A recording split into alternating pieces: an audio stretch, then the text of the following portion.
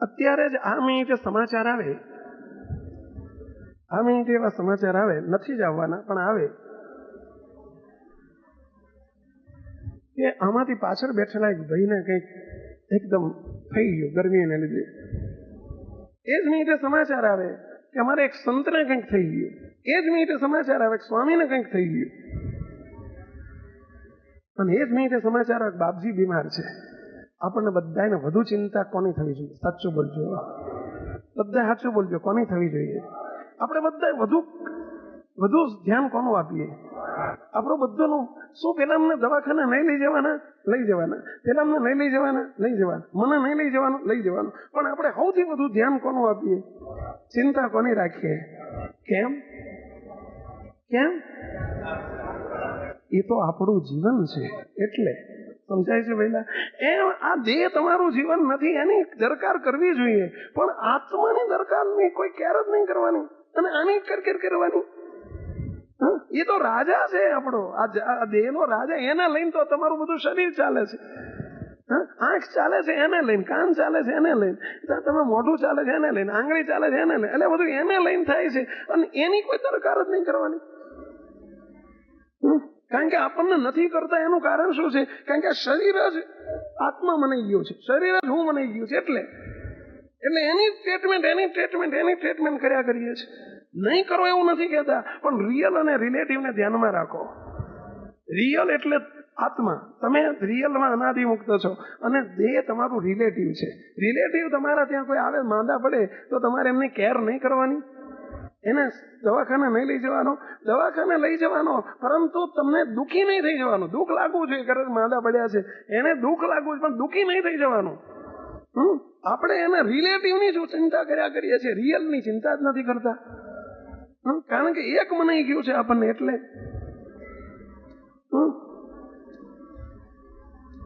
તો જેને દેહાધ્યાસથી પર થવું એને દેહના દાસ ના થઈ જાવ. આપણે દેહના દાસ થઈ જઈએ છીએ, દેહના ગુલામ થઈ જઈએ છીએ. એટલી બધી દેહની માવજત થતી હોય, અમને તો આમ ઘણી વખત જોઈએ ને ત્યારે એટલી નફરત થાય કે શું આપણે સમજ્યા? શું દેહની જ કેર, દેહની જ ચિંતા, દેહની જ આપણે એને સુખીઓ કરવા માટેની બસ વજન જ દાડામાં રોજ હવાર પડે ને વજન કરે. રોજ હવાર પડે મારું 500 ગ્રામ વધી ગયું, 250 ગ્રામ વધી ગયું, આજે 100 ગ્રામ વધી ગયું. બોલો 100 ગ્રામની ગણતરી કરતા હોય. બોલો નહીં કરવાની એવું નથી કહેતા, પરંતુ શું આટલી બધી માવજત આની? આત્માની કંઈક તો જુઓ કે મારો આત્મા કેટલો વધ્યો કે કેટલો ઘટ્યો, કેટલો ભગવાનના માર્ગે વધ્યો. કોઈ દિવસ ટેસ્ટ કર્યો છે? તમે જોયું છે કોઈ દિવસ? ઘટી જ ગયો છે. તમે વજન ઉપર ઉભા રહો છો, કાંટા ઉપર રોજ, એ તમારો આત્મા હાવ નીચે તળિયે જતો રહ્યો છે, દેખાઈ જાય છે. પેલું વજન ઘટી ગયું, એની જોડે આ ઘટી ગયું છે ભાઈ, એ વધી ગયું છે. આ જુઓ. પણ દેહની ચિંતા ને શરીરની એટલી બધી માવજત ને એટલી બધી ચિંતા, એને જ શોભાડવા માટે એને જ કપડા ને એના જ લત્તા રોજ હવાર પડે દાઢી કરે. એક જણો મને કે હું તો દિવસમાં 2 વખત શેવિંગ કરું છું. મારે તો શેવિંગ 2 વખત કરવા જોઈએ, દિવસમાં 2 વખત. એટલે 1 વખત તું 10 મિનિટ મહારાજનું ધ્યાન કરે તો કે इसकी क्या જરૂરત હે? અરે તારો ભલો થાય ત્યારે ક્યાં જરૂરત હે? એને ખબર જ નથી. બીજા દેહનો દાસ કહેવાય, જગતનો જીવ છે, એટલે એને શું ખબર પડે? આત્માની શુદ્ધિ માટે કોઈ વિચારો કર્યા આપણે? એના સ્વસ્થતા માટેના વિચારો કર્યા? આ બેહાડ્યા છે એના માટે બેહાડ્યા છે. દેહના દાસ ના થઈ જાઓ. ફેશનેબલ અને રજોગુણી વસ્ત્રોથી શરીરને શણગાર્યા ન કરો. ફેશનેબલ અને રજોગુણી વસ્ત્રો ન પહેરવા. તો આ માત્ર પુરુષ વર્ગ માટે જ જરૂરી નથી, બધા માટે જરૂરી છે. જેને અનાદિ મુક્તની સ્થિતિ તરફ આગળ વધવું એ બધા માટે, છોકરા હોય, મહિલા હોય, પુરુષ હોય કે જે હોય, એ બધા માટે આ બધું જરૂરી છે. અમારે એક જગ્યાએ મહાપૂજા હતી. હું જોઉં છું સવારનો કે ભાઈ આવશે, મને વિશ્વાસ હતો, પણ દેખાતા નથી સવારના. એક ભાઈના ત્યાં મહાપૂજા હતી. પછી અમે ગયા, બહારગામથી રાહ જોઈને બેઠેલા, એ ઉભેલા. થોડુંક અમારે 15 મિનિટ મોડું થઈ ગયું, એટલે 15 મિનિટથી રસ્તા ઉપર ઉભેલા. 10-15 હરિભક્તો. પછી જેના ઘેર મહાપૂજા હતી ને, ગાડીમાંથી ઉતર્યા પછી 5 મિનિટનો રસ્તો એમના ઘેર લઈ જવાનો. ગાડી નહોતી જતી છે, એટલું ચાલવાનું હતું. પછી ગાડીમાંથી ઉતરતા હતા ને પેલા ભાઈ જે મુખ્ય યજમાન હતા ને, જેના ઘેર જવાનું હતું, બીજા હરિભક્તો હતા ગામના, પણ એ યજમાન તમે જુઓ તો એવા સફારી બફારી, આમ તમે જુઓ તો એવું ફર્સ્ટ ક્લાસ ટાઈટ સુટેડ બુટેડ થઈને એવા ઉભેલા, સ્પ્રે બે લગાવીને અંદર પેલું અત્તર ફત્તર બધું છાંટીને અને રાહ જોવે. હવે ઉંમર એમની, પછી હું તો જોઈ રહ્યો ગાડીમાંથી ઉતરતા તે, એટલે ઉતરતા પેલા બાયણું એમણે જ ખોલ્યું મને કે સ્વામી પધારો પધારો પધારો. મેં કીધું પધારવાની વાત પછી, પેલા તમારી ઉંમર કેટલી થઈ મને કહો.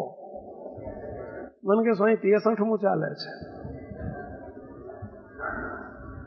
63 વર્ષે તમે આવી ફર્સ્ટ ક્લાસ, તમે આવા સુટેડ બુટેડ લગ્નમાં જવા નીકળ્યા છો, આવા કપડા અને આટલું બધું અત્તર ને આ બધું છાંટીને તમે આટલું બધું સ્પ્રે બે લગાવ્યું છે, તમે આવા કપડા તમને શોભે છે? આ ઉંમરે કોણ છો તમે ખબર પડે છે? એમ કે સ્વામી ભૂલ થઈ ગઈ મારે, હવે કઈ બીજો વખત નહીં પહેરો કરવા માંડ્યો અમને.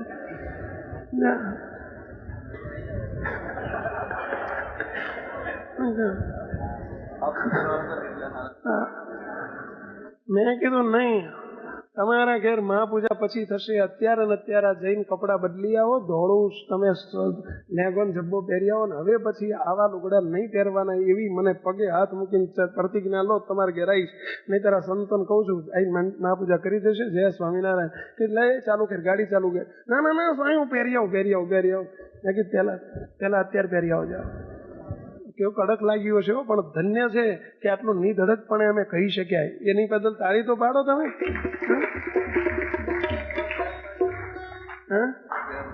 હા કીધું હવે કોઈ દિવસ પહેરવાના નહીં. કે બોલો 10 મિનિટમાં જઈને પહેરી આવ્યા, કપડાં બદલી આવ્યા, પછી અમે નીચે ઉતર્યા. કીધું હવે પહેરવાના નહીં, એ નિયમ લો. તો આપણે શું આ બધા દેહને શણગારવાને, આપણે અમુક ઉંમર થાય પછી તો ન જ જોઈએ. મુકતો આપણને આ બધું સુટેડ બુટેડ આપણને દેહાધ્યાસ ટાળવાની વાતો છે. જરા જુઓ, તપાસો જરા. ગાંધીજી મોટા મોટા અંગ્રેજોની જોડે મિટિંગ કરતા હતા કે નતા કરતા? હા, શું એ વખતે સુટેડ બુટેડ થઈને પહેરતા બેસતા હતા? સ્પ્રે લગાવીને બેસતા હતા, એક પોતરી પહેરીને બેસતા હતા. અને છતાંય ત્યાં તમે જુઓ ઇંગ્લેન્ડની પાર્લામેન્ટને હચમચાવતા હતા. બોલો, ઇંગ્લેન્ડની પાર્લામેન્ટને હચમચાવતા હતા, પોતરી એકની પહેરીને. સ્પ્રે બેની ક્યાં વાત કરો છો? બોલો, સરદાર વલ્લભભાઈ શું પહેરતા હતા કહેશો? તમે ફોટો તો જોયો છે ને? સરદાર વલ્લભભાઈ નથી જોયા આપણે, પણ એમનો ફોટો તો જોયો છે ને. ધોતી ઉપર જબ્બો ઉપર બંડી, કદાચ આટલું જ જોયું છે કે બીજું કંઈ જોયું છે? જયારે સરદાર વલ્લભભાઈ ધામમાં ગયા ત્યારે એમની 3 જોડી કપડા, જેમની તિજોરીમાંથી, એમના કબાટમાંથી 3 જોડી કપડા નીકળ્યા. બોલો, 3 જ જોડી કપડા. અને થીગડું મારેલું પહેરતા, થીગડું મારેલા કપડા એ પહેરતા. બોલો, તો શું લોકો એમની જોડે મિટિંગો નતા કરતા? ભારતના ગૃહમંત્રી હતા, પ્રથમ ગૃહમંત્રી, વડાપ્રધાનને પહેલા લાયક એ હતા. તો શું એ દેશ ને વિદેશના મોટા, તમે જુઓ તો ઓલા જુનાગઢના નવાબને, ઓલા હૈદરાબાદના નવાબને, એમને તમે નિઝામને હચમચાવતા હતા. હા, સાચી વાત છે, આપણે સાંભળ્યું છે આ બધું. શું તે કપડા કામ કરતા હતા? અંદરનો સ્પિરિચ્યુઅલ પાવર જુદો હતો. મુકતો એને એ વધારો, ઇન્ટરનલ પર્સનાલિટી કેળવો. આ બધી આઉટર પર્સનાલિટી છે, આ બધી પેલી ઇનર પર્સનાલિટી છે. અને એનાથી એ હચમચતા હતા. આ બાપજીના તમે કપડા જોવો જોઈએ. મુકતો તમે જોવો, એ ઝાડુ એ 40 વર્ષ પહેલા હતા, એ જ કપડા, એ જ સિસ્ટમ, એ જ સ્લીપર, એ જ પદ્ધતિ, એ જ બધું એવું હોવા છતાં આજે તમે જુઓ સંપ્રદાયના હજારો સાધુઓ પણ સાચા શુરા રે જેના વેરી ઘાવ વખાણે. શું એ દિવ્ય પુરુષમાં શું કપડાથી? અને તમે જુઓ આપણા બાપજી ઘણી વખત કે મુનિ સ્વામી 300 સંતોની વચ્ચે બેઠા હોય, એ જાડા લુગડા, તમે જુઓ તે સ્વામી આમ કાંઈ કોઈ ઇનર પર્સનાલિટી, આઉટર પર્સનાલિટી કાંઈ જોવા ન મળે. અને જોડે બધા શાસ્ત્રીઓ અને વિદ્વાનો બેઠા હોય તો આ બધાની નજર કોની તરફ ખેંચાણ, કોની તરફ થાય? તો એ પુરુષ તરફ. એની સામું જોયા જોતા હોય ટાઢું થઈ જાય. અને એનું કારણ શું હતું? પહેલા ઇનર પર્સનાલિટી હતી, મહારાજ સાથેનો સંબંધ હતો. એ કરાવવો છે તમને ભાઈઓ. અને એ કરવું હોય તો આ બધા આ ડોળ છોડવા પડે. ડોળ કહેવાય, આ બધા સત્સંગી માટે આ ડોળ કહેવાય. તો હવે ઘણા વર્ષો સુધી ઘણું કર્યું, હવે તો જરા પાછા વળો. દેહાધ્યાસ ટાળવો હોય તો કે ચાલશે, કઈ ટાળવો નથી. ઓલું બકરું કે મારે ચાલશે, કઈ સિંહ નથી થવું. તો છોડી દેશે, પેલો સિંહ છોડી દેશે, તો આ સિંહ છોડી દેશે એમ માનો છો? અરે વાતમાં શું માલ છે.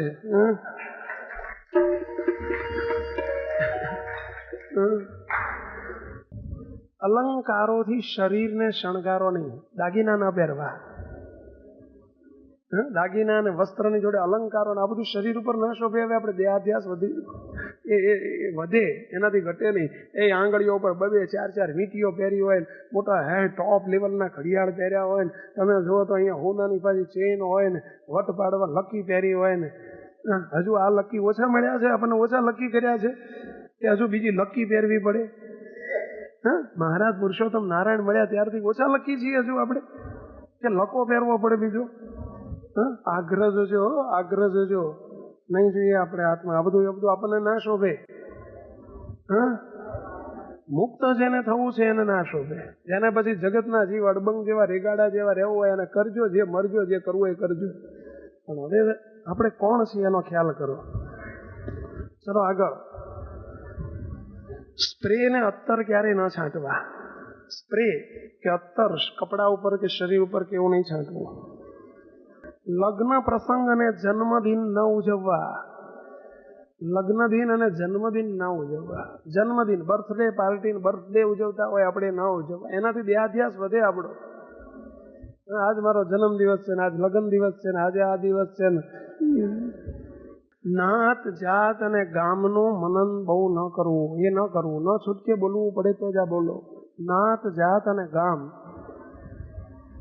હવે અમે અમારું આ ગામ ને, અમારું મૂળ વતન આ ને, તાલુકો આ ને, અમે આ ગામ ને, અમે આ ગામ ને, હું મારું આ નાત ને જાત, એનું મનન ના કરવું. મુક્તો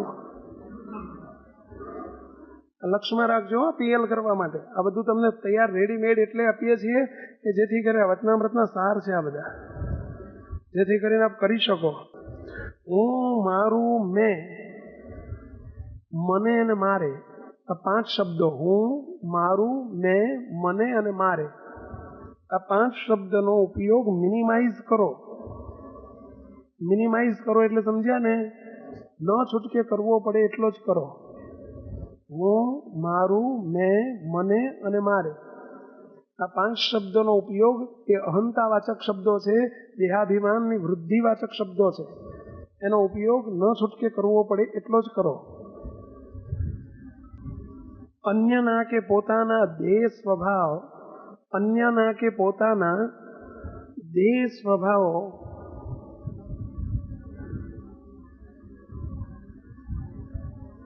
દેખાય ત્યારે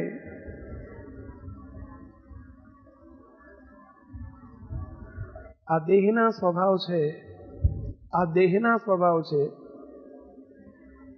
એના નથી કે મારા નથી, એ રીતે જુદા પડો. એ અનાદિમુક્ત છે, હું અનાદિમુક્ત છું. અનાદિમુક્તને વિશે સ્વભાવ નથી, દોષ નથી. એ એના છે, એના એટલે દેહના છે.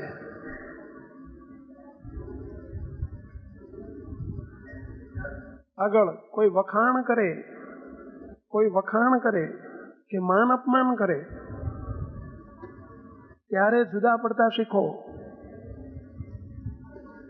એ વખતે જુદા પડતા શીખો. બસ મુક્તો આટલી બાબતો આ વખતે પીએલમાં આપણે લેવાની છે, કરવાની છે. આટલું આપણે દ્રઢ કરવાનું છે. માટે બધાએ આ પ્રમાણે થોડી પ્રેક્ટિસ કરજો એવી વિનંતી સાથે સર્વે મુક્તોને જય સ્વામિનારાયણ. જો હું પર ભાવને છોડી દેહ દ્રષ્ટિ, સુખિયા થવાની ચાવી છે. જો હું પર ભાવને છોડી દેહ દ્રષ્ટિ, સુખિયા થવાની ચાવી છે.